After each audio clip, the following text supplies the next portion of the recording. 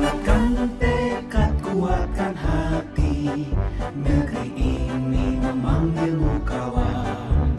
Belajar bergerak berbagi untuk negeri, guru penggerak majukan pendidikan. Guru penggerakmu hamba pada murid, kreatif. Assalamualaikum warahmatullahi wabarakatuh, Bapak. Waalaikumsalam Bu Yuni. Ya, bagaimana sehat, Pak? Alhamdulillah. Ibu gimana? Alhamdulillah, mudah-mudahan sehat. Siap. Sehat semua, Pak. Saya mau minta waktunya Bapak, kesempatannya kira-kira 20 menit, Pak. Bisa, Pak? Siap, insya Allah. Selama ini ketika Bapak menjadi pemimpin, pastinya kan banyak dalam pengambilan keputusan. Bagaimana cara untuk mengidentifikasi kasus yang merupakan dilema etika dan bujukan moral? Terima kasih Bu Yuni. Tapi mohon dijelaskan dulu apa itu dilema etika dan apa itu dilema moral. Dilema etika adalah ketika pengambilan keputusan sama-sama posisinya itu benar dan benar. Misalnya dalam misalnya kasus tawuran anak, di situ kan harus mengambil keputusan yang mana ketika anak harus dikeluarkan, tapi kan ada pertimbangan karena ada kasihan, jadi antara keadilan dan kasihan. Sedangkan kalau bujukan moral itu antara benar dan salah dalam pengambilan keputusan, misalnya kaitannya misalnya ketika ada dalam penyalahgunaan anggaran, itu benar dan salah, bujukan moral. Jadi bagaimana pendapat Bapak ketika dalam kasus mengidentifikasi kasus-kasus yang merupakan... Jadi kalau dilema etika itu dua-duanya putusan adalah benar, gitu Iya, maksudnya? benar-benar. Oh, benar-benar. Artinya kalau bisa diibaratkan sesuatu itu dimakan, bisa ibu yang meninggal, tidak dimakan bapak yang meninggal gitu. Artinya sama-sama benar gitu ya? Benar dan benar. Biasanya Pak? Biasanya ada yang saling bersinggungan, Pak. Misalnya antara keadilan versus kasihan. Oh, jadi kalau kita menerapkan keadilan, tapi dalam satu sisi ketika itu diterapkan, ada sisi kasihan kita terhadap itu ya? Anak tersebut ya, oke. Atau misalnya ada kasus antara individu ketika dalam pengambilan keputusan antara individu pribadi personal dengan masyarakat gitu, oke. Jadi sebetulnya berarti case-nya didudukan pada masing-masing ya. Itu yang pertama ya, bahwa apapun yang menjadi keputusan itu, baik itu dilema etika ya dan sebagainya, itu memang harus ada resiko yang diambil ya, harus ada resiko yang akan menyertai keputusan itu. Bisa keputusan yang kita ambil itu berhubungan antara individu dan masyarakat, atau berhubungan dengan rasa semestinya dengan rasa keadilan dan apa namanya tadi katakan rasa kasihan. Tapi memang harus kita ambil sesuatu yang memang lebih banyak manfaatnya ketimbang mudaratnya. Ketika kita bicara misalnya terjadi hal-hal yang tadi dikatakan bahwa kita harus memutuskan sesuatu terhadap anak dan sebagainya, yang tentu yang kita harus jadi pertimbangan adalah kepentingan anak di masa depan. Kadang-kadang apa yang kita lakukan dianggap saat ini adalah sesuatu yang tidak baik, tapi pada dasarnya itu baik untuk kehidupannya ke depan. Contoh misalnya ketika mereka melakukan sesuatu yang memang tidak benar, kan kita harus melakukan hukuman atau punishment atau aturan-aturan kita tegakkan. Dan itu dirasa kadang-kadang ya, sesuatu yang kejam gitu ya. Tapi pada dasarnya itu bisa akan menyelamatkan anak gitu. Jadi ketika anak melewati sebuah masalah kemudian dia jalan buntu, ya sebalik untuk cari jalan lain supaya dia tetap lanjut gitu. Maksud saya gitu. Jadi kadang-kadang antara keadilan kemudian antara rasa kasihan ya kita tempatkan pada porsi yang semestinya. Terlihat dari kasus case-case yang ada. Begitu juga dengan yang rujukan moral. Kita ya harus punya integritas ya. Tentu kita harus punya integritas. Yang benar ya kita katakan benar, yang salah kita katakan salah gitu. Yang benar kita katakan benar, yang salah kita katakan salah. walaupun kadang dalam satu masa ya pasti akan kita dapatkan dilema tadi. Ini benar, ini salah. Tapi yang salah harus kita jalankan untuk itu supaya bisa berjalan dengan semestinya. Nah itu tentu kematangan seorang pemimpin untuk bisa menyelesaikan setiap masalah dari kasus-kasus yang ada, yang kadang penyelesaian masalah yang sama tapi akibatnya bisa berbeda karena situasi dan kondisinya yang juga berbeda. Baik Pak. Baik Bapak, pertanyaan selanjutnya adalah bagaimana Bapak menjalankan pengambilan keputusan di sekolah, terutama untuk kasus-kasus yang dimana ada dua kepentingan yang sama-sama benar atau sama-sama mengandung nilai kebajikan. Baik, Bu Yuni, yang namanya masalah, yang namanya kasus itu pasti akan terjadi. Besar atau kecil pasti akan terjadi.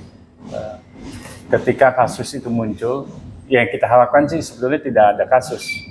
Yang kita harapkan semua tidak ada masalah, tidak ada kasus, tapi kan nggak mungkin terjadi. Ya nggak mungkin, pasti ada kasus. Tapi ketika kasus itu muncul, yang harus kita lakukan adalah ya mengidentifikasi kasus tersebut, melihat kasus itu dalam banyak sisi.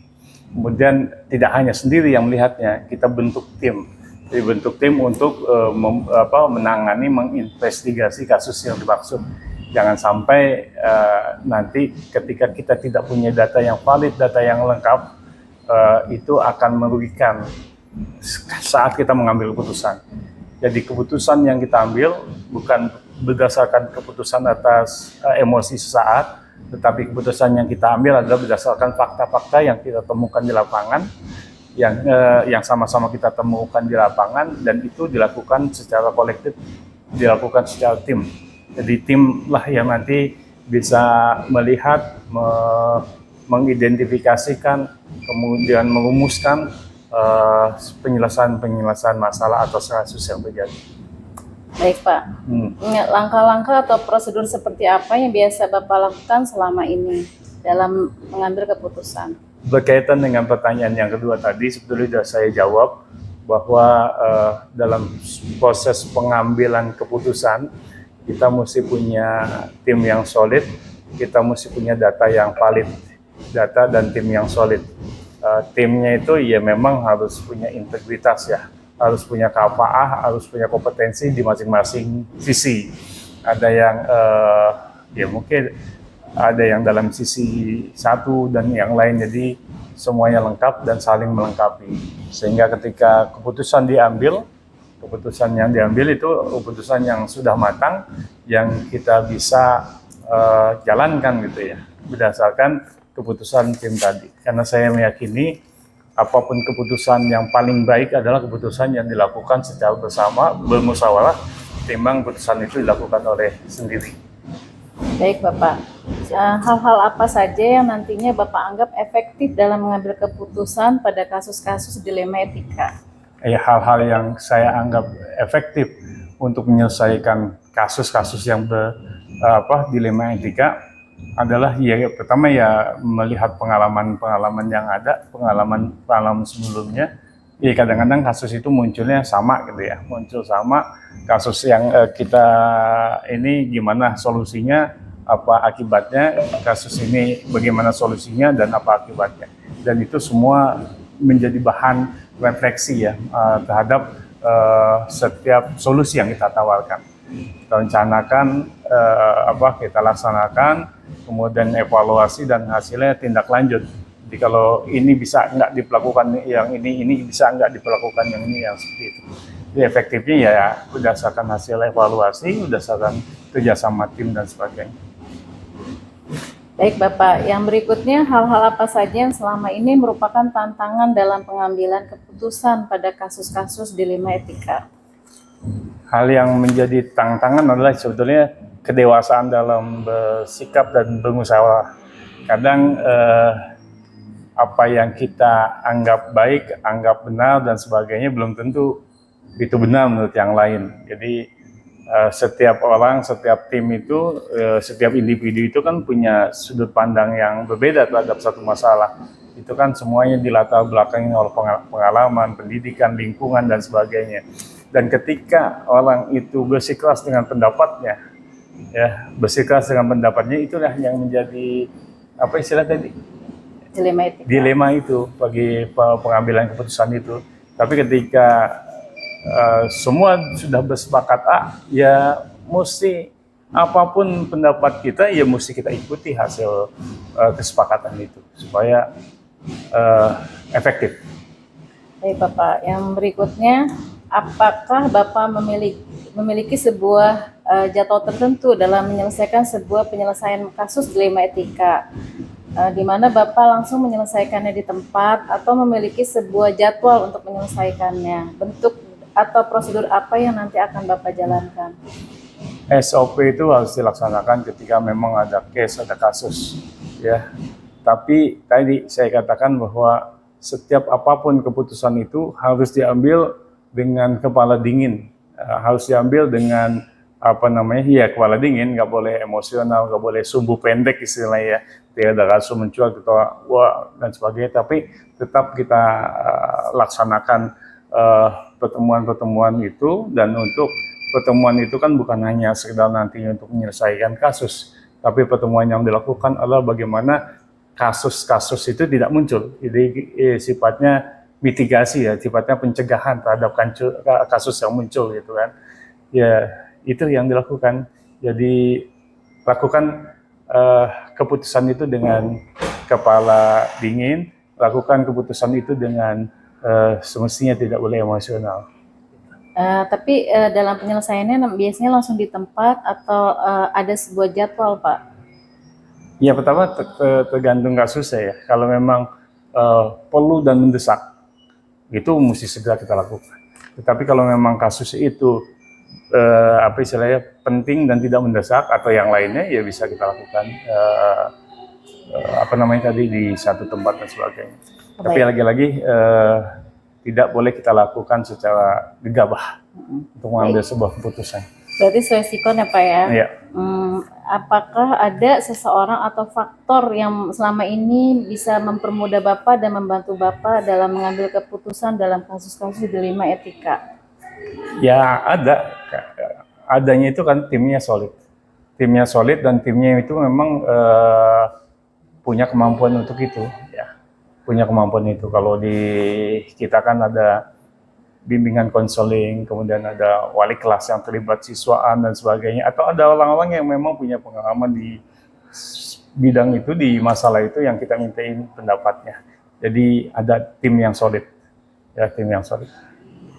Berarti kan melibatkan orang ya Pak ya, biasanya siapa yang nantinya akan dilibatkan Pak dalam pengambilan keputusan, maksudnya nanti akan membantu dalam proses pengambilan keputusan ya tentu ya tim manajemen, kemudian guru BK, kemudian wali kelas, atau yang punya kemampuan untuk menyelesaikan masalah itu.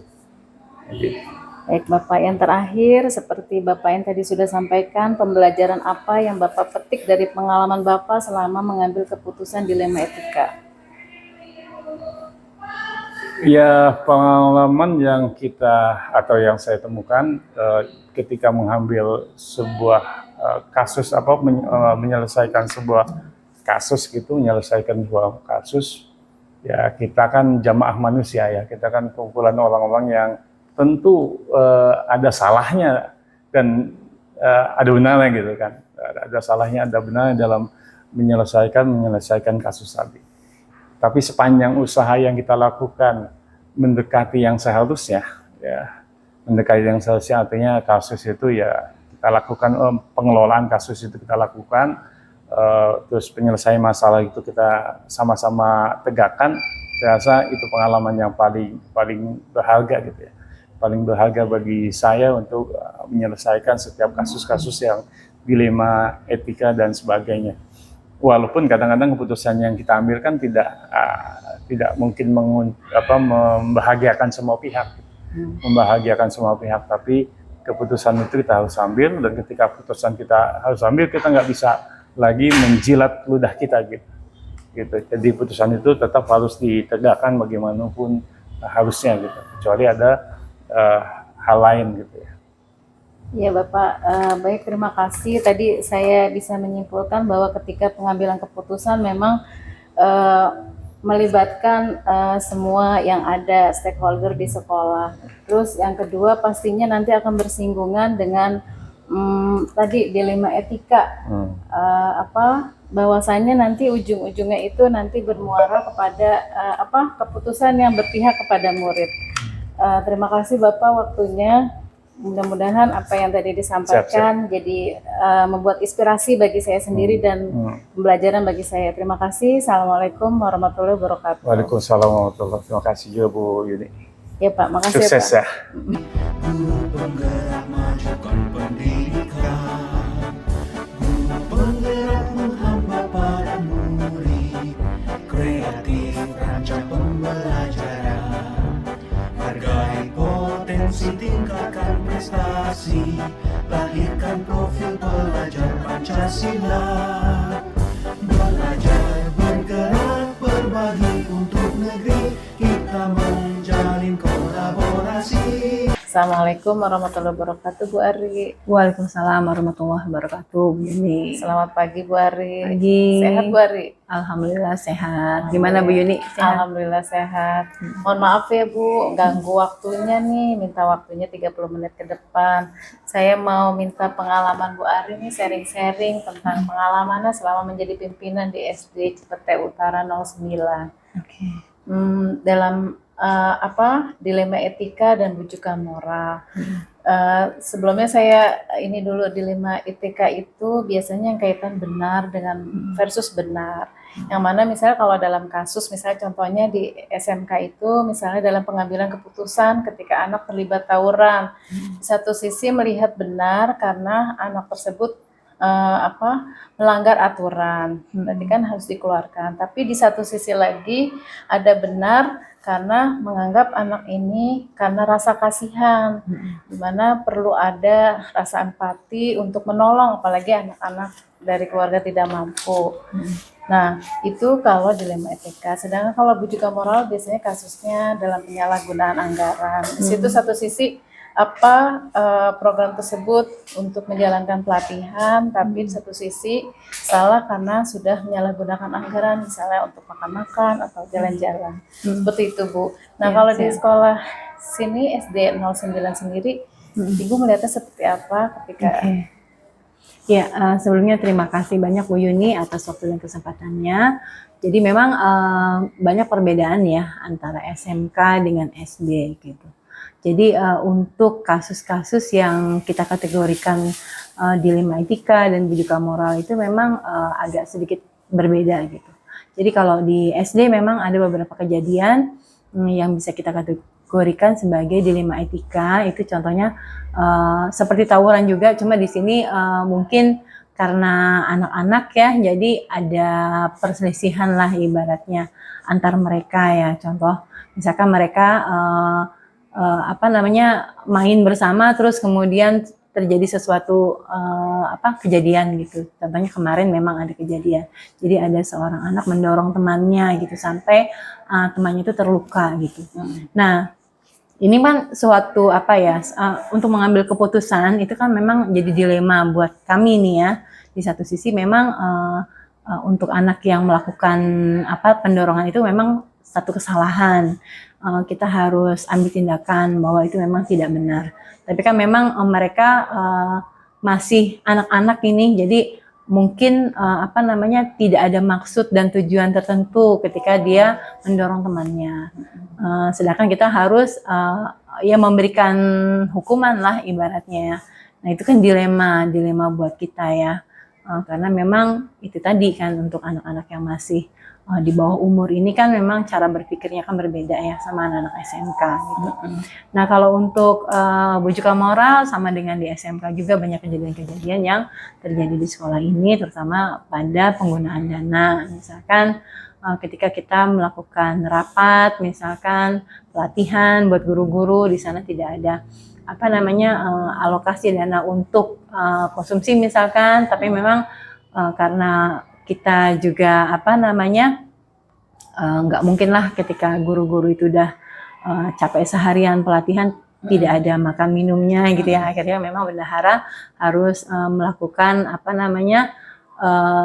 kegiatan yang kita kategorikan sebagai bujukan moral itu ya. Jadi melakukan satu kesalahan gitu. Oh, iya.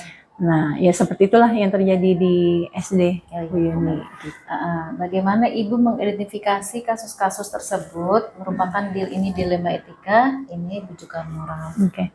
Kalau dilema etika ya berarti kita lihat bahwa kejadian itu memang apa namanya benar versus benar gitu ya.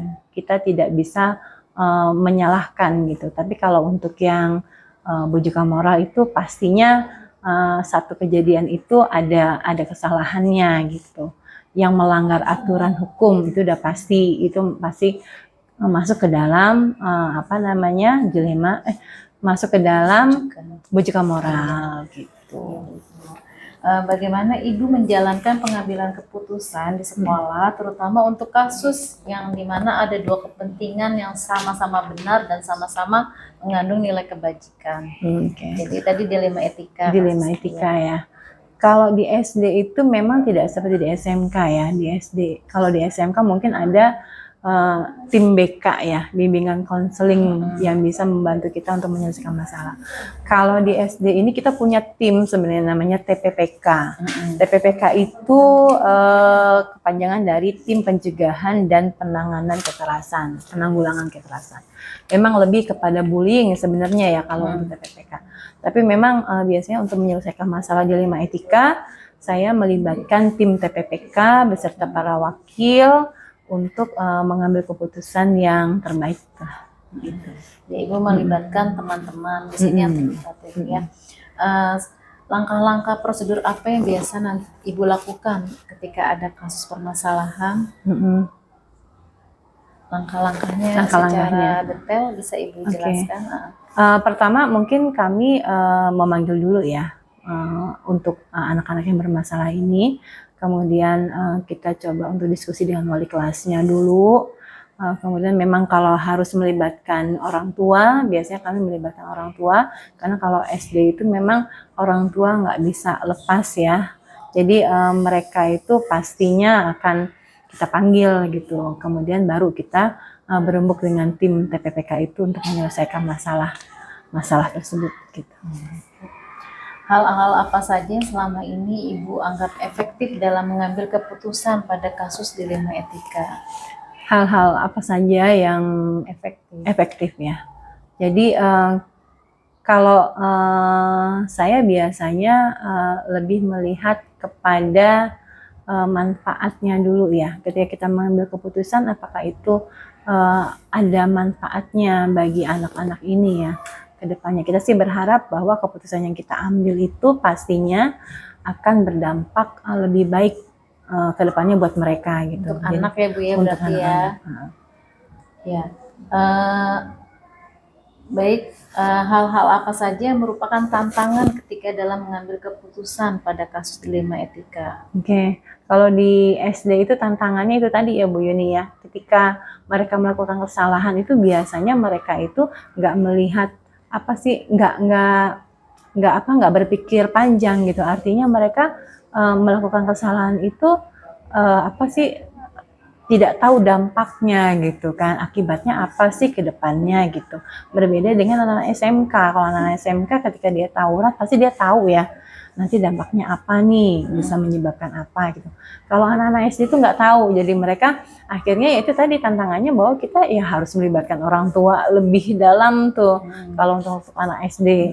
Jadi orang tua sangat berperan tuh di situ. Tapi kalau di SMK kan enggak ya. Di SMK anak-anaknya ya yang ibaratnya mereka yang bisa mengambil keputusan lah ibaratnya gitu. Apakah Ibu punya jadwal tertentu dalam menyelesaikan kasus dilema etika atau langsung menyelesaikannya di tempat?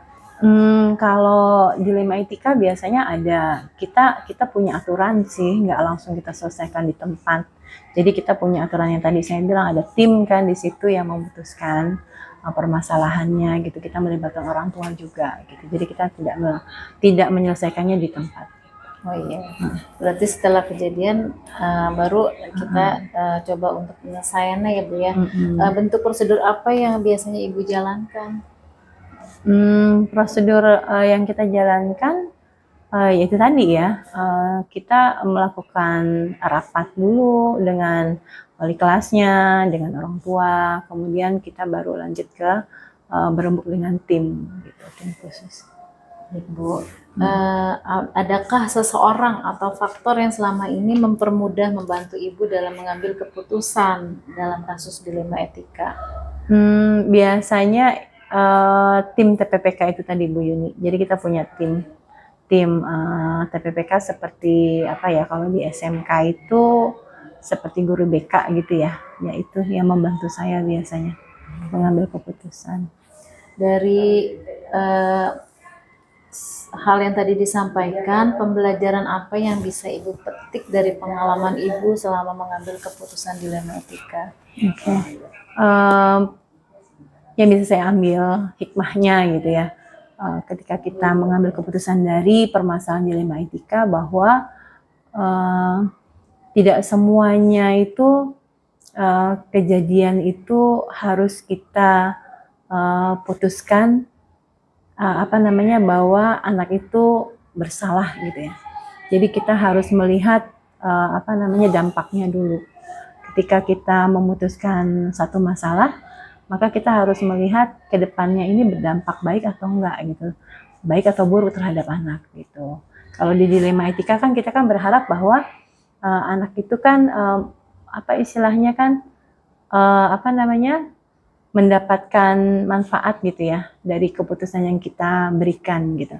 Jadi dia tidak merasa dirugikan gitu, tidak merasa dipojokkan gitu ketika kita menyelesaikan masalah yang berupa dilema etika. Sedangkan kalau yang bujika moral itu kan sudah pasti kan bahwa kalau anak itu melakukan satu kesalahan ya pasti harus dihukum gitu, karena kan itu melanggar hukum gitu. Tapi kalau dilema etika enggak. Baik Ibu. Jadi tadi saya simpulkan bahwa memang tadi apa keputusan yang Ibu ambil dalam pengambilan keputusan selalu melibatkan teman-teman tim ya, tim PKK dan selalu berpihak dan berpikir jangka panjang, berpihak kepada murid ya. Anak-anak. Itu saja Ibu, terima kasih atas waktunya kasih, ya. Bu Yuni. Saya banyak inspirasi dan banyak belajar dari Ibu. Terima kasih Ibu. Terima kasih sama-sama Bu Yuni. Ya, sehat-sehat terus ya. Salam buat Assalamualaikum teman-teman. warahmatullahi wabarakatuh. Ya, Mbak. Belajar bergerak berbagi untuk negeri demi bakti pada Ibu Pertiwi.